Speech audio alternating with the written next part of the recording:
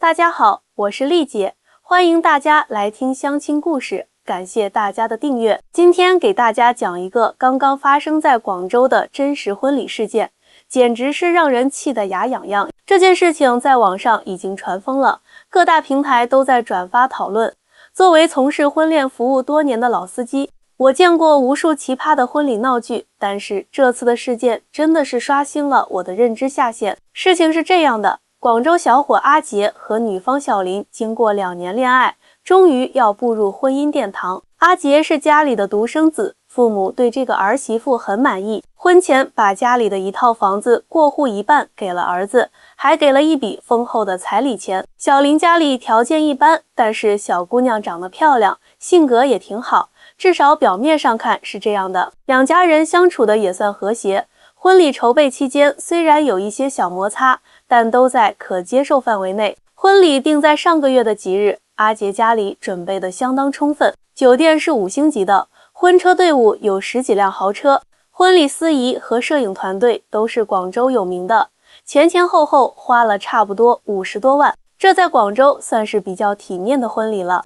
婚礼当天一大早，阿杰和伴郎团准时到达了小林家里，准备接亲。按照广东的传统习俗，接亲是要闯关的，伴娘团会设置一些小游戏，考验新郎的诚意，这些都是正常的。喜庆的环节，大家图个开心。但是接下来发生的事情让在场的所有人都傻眼了。首先是小林的伴娘团，一个个来头不小啊，全是些网红脸，满嘴粗话的主儿，一看就不是善茬。他们一开始就给阿杰和伴郎们出了个难题，我们家小林这么漂亮，你们得先每人给个红包，至少1000块，否则门都不给开。阿杰虽然有点不爽，但是想着今天是大喜的日子，不想扫了大家的兴，就让伴郎们每人给了红包。结果这帮伴娘不依不饶，又提出要玩辣椒游戏，就是要让伴郎们吃超级辣的变态辣椒，说是要考验他们是否能像对待辣椒一样，对新娘家人百般忍让。阿杰的一个伴郎有胃病，不能吃辣，委婉地表示能不能换个游戏，结果被伴娘嘲讽男人婆婆妈妈的，这点小事都办不到，以后怎么帮兄弟分担？甚至有人直接说不会是假胃病吧，这话就很过分了啊。最后在阿杰的坚持下，这个游戏才勉强换成了喝啤酒比赛。接着是伴娘们要求阿杰唱歌、跳舞、做俯卧撑，这些也就算了，毕竟是常规项目。但后来居然要求阿杰当众脱衣服，说要看他身材好不好，配不配得上他们家小林。这么无理取闹，阿杰的父母在旁边看着都着急了，但是碍于场合不好发作。阿杰强忍着不快，只脱了外套，伴娘团还不依不饶地起哄，要看里面的衬衫也脱掉。这时候阿杰的死党伴郎看不下去了，站出来说差不多得了，我们是来接新娘子结婚的，不是来被人羞辱的。这一下伴娘团炸锅了，指着伴郎的鼻子骂你算老几啊，敢在我们地盘上撒野，不想娶人就直说，场面一度很尴尬。最后还是小林出来打圆场，才勉强平息了这场风波。好不容易接到了新娘，车队浩浩荡荡地开往酒店。按理说闹洞房是晚上的事，但小林的姐妹团显然憋着一肚子坏水，在去酒店的路上就开始各种起哄，甚至有人当着所有人的面对阿杰动手动脚，说要检查新郎的能力，这简直是性骚扰啊！到了酒店，情况更糟糕了。婚礼仪式正式开始前，小林突然提出要加彩礼，说她闺蜜结婚都是20万起步，她才要18万，觉得很委屈，临时要加到22万。阿杰父母当场懵了，因为之前明明都已经谈好了，房子都过户了一半给小林，彩礼也给了18万，现在婚礼现场提这个，不是存心让人难堪吗？阿杰爸爸当场就急了，这算什么事啊？婚礼都到这一步了，还加彩礼，早干嘛去了？小林妈妈也不甘示弱，我们家姑娘这条件，这彩礼已经很低了好吗？我看你们是不够重视我女儿。场面一度剑拔弩张，来宾们都面面相觑，不知道该如何是好。阿杰一个劲的给父母使眼色，示意先不要吵，把婚礼办完再说。但小林这边显然是有备而来，他的几个亲戚轮番上阵，说阿杰家条件这么好，多给点彩礼怎么了，显得小气。最让人无语的是，小林的舅舅居然当众说，你们家独生子，这房子将来不还是你们的？给我外甥女一半怎么了？再说了，我外甥女儿这条件，以后肯定给你们家生个大胖小子，你们家香火不就靠他了吗？这话一出，在场的人都倒吸一口凉气。这也太直白了吧，把女方说的跟生育工具一样。阿杰父母气得脸色铁青，但碍于场合，只能强忍着火气。而小林呢，他不但没有阻止家人的过分要求，反而在一旁偷笑，还时不时的煽风点火。就是啊，在去酒店的路上就开始各种起哄，甚至有人当着所有人的面对阿杰动手动脚，说要检查新郎的能力，这简直是性骚扰啊！到了酒店，情况更糟糕了。婚礼仪式正式开始前，小林突然提出要加彩礼，说她闺蜜结婚都是20万起步，她才要18万，觉得很委屈，临时要加到22万。阿杰父母当场懵了，因为之前明明都已经谈好了，房子都过户了一半给小林，彩礼也给了18万，现在婚礼现场提这个，不是存心让人难堪吗？阿杰爸爸当场就急了，这算什么事儿啊？婚礼都到这一步了，还加彩礼，早干嘛去了？小林妈妈也不甘示弱，我们家姑娘这条件，这彩礼已经很低了好吗？我看你们是不够重视我女儿。场面一度剑拔弩张，来宾们都面面相觑，不知道该如何是好。阿杰一个劲儿的给父母使眼色，示意先不要吵，把婚礼办完再说。但小林这边显然是有备而来，他的几个亲戚轮番上阵，说阿杰家条件这么好，多给点彩礼怎么了，显得小气。最让人无语的是，小林的舅舅居然当众说，你们家独生子，这房子将来不还是你们的？给我外甥女一半怎么了？再说了，我外甥女这条件，以后肯定给你们家生个大胖小子，你们家香火不就靠他了吗？这话一出，在场的人都倒吸一口凉气，这也太直白了吧，把女方说的跟生育工具一样。阿杰父母气得脸色铁青，但碍于场合，只能强忍着火气。而小林呢，他不但没有阻止家人的过分要求，反而在一旁偷笑，还时不时的煽风点火。就是啊，我闺蜜结婚，老公家给了25万彩礼呢，还买了一辆车，结婚是一辈子的事，花点钱怎么了之类的话。这时候阿杰终于忍无可忍，他拿起话筒，面向所有来宾，郑重其事地说了一番话。各位亲朋好友，感谢大家百忙之中来参加我和小林的婚礼。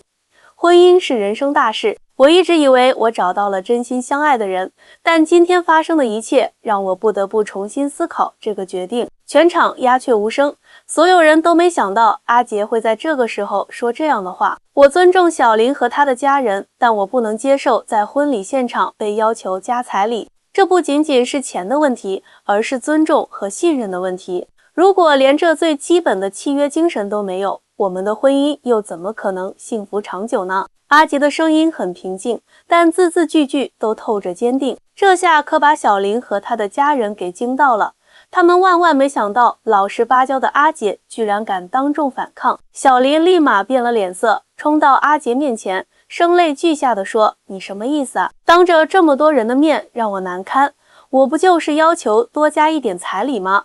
这么点小事你就受不了了？阿杰摇摇头，不是彩礼的问题，而是做事方式的问题。如果你有需求，可以私下跟我商量，而不是选择在婚礼现场当着所有宾客的面提出。这让我怀疑你是真心想嫁给我，还是只看中了我家的条件。小林的妈妈这时候也跳出来了，指着阿杰的鼻子骂道，你这个负心汉，我女儿这么好的条件跟了你，你不感恩戴德就算了，还敢嫌东嫌西。告诉你，现在不是你不要我女儿，是我女儿不要你了。话音刚落，小林的几个亲戚也一拥而上，对着阿杰和他的家人就是一顿指责，什么男人要有担当，结婚就要负责任，小家子气之类的话说了一大堆。就在场面快要失控的时候，酒店的安保人员及时出现，将双方隔开。这时候阿杰的父亲，一个平时不爱说话的老实人，站了出来，他扶了扶眼镜，声音不大，但很有力。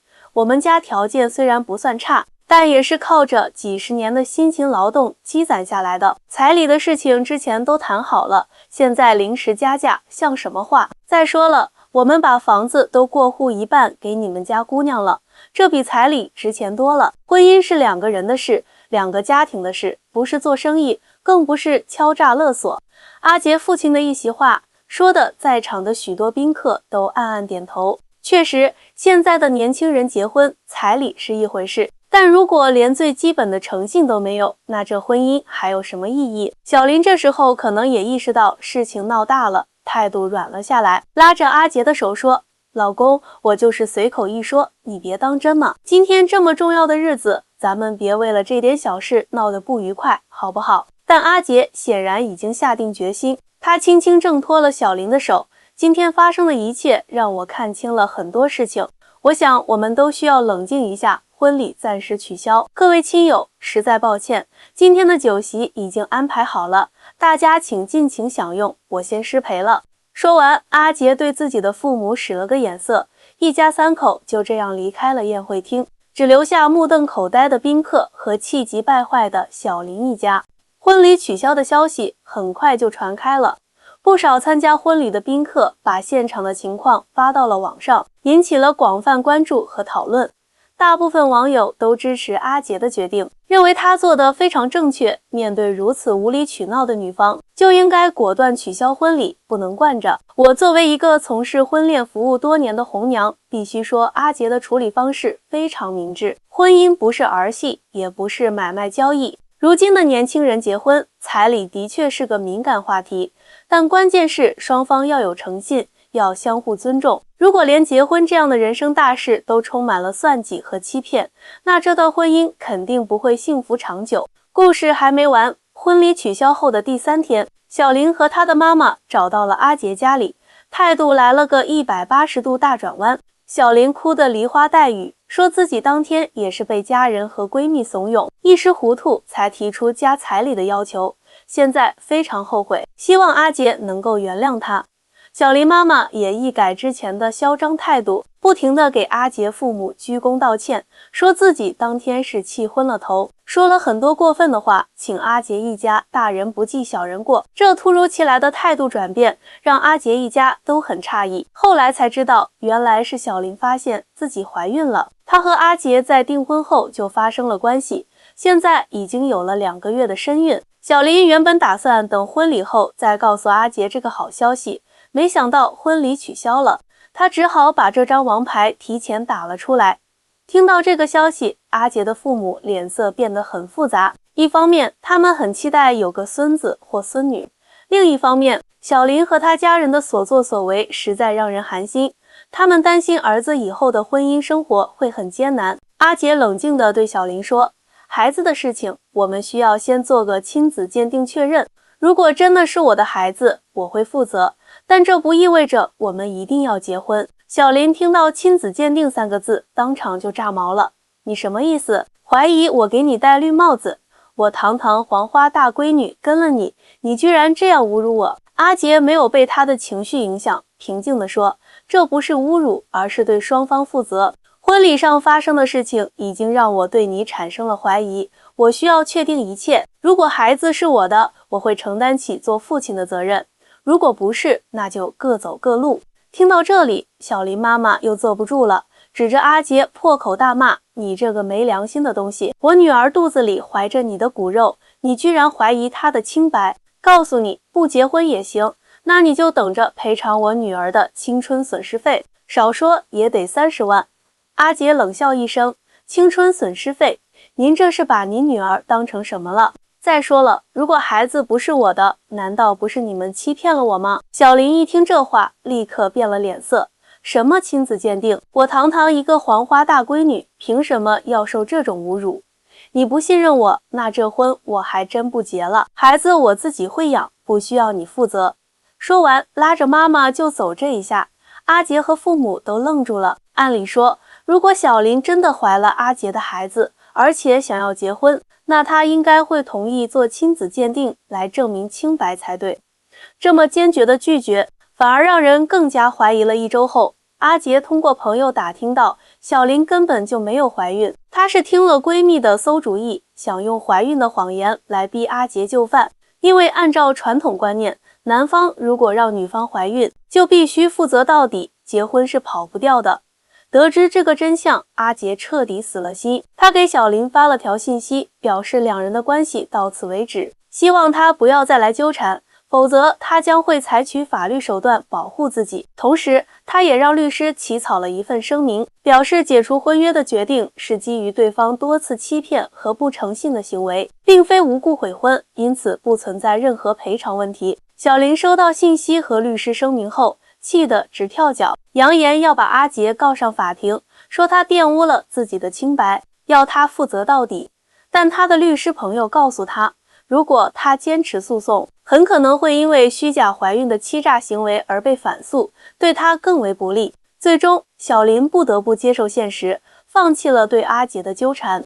但他在社交媒体上发了一篇长文，把自己塑造成了一个被富家子弟抛弃的可怜女孩，引来了不少同情。不过，参加过婚礼的宾客们都知道事情的真相，很快就有人在他的文章下揭穿了他的谎言，还附上了婚礼现场的视频证据。这一下可把小林彻底打入了舆论的谷底，他不得不关闭了所有社交账号，躲避公众的指责。据说他后来搬到了外地生活，再也没有回到广州。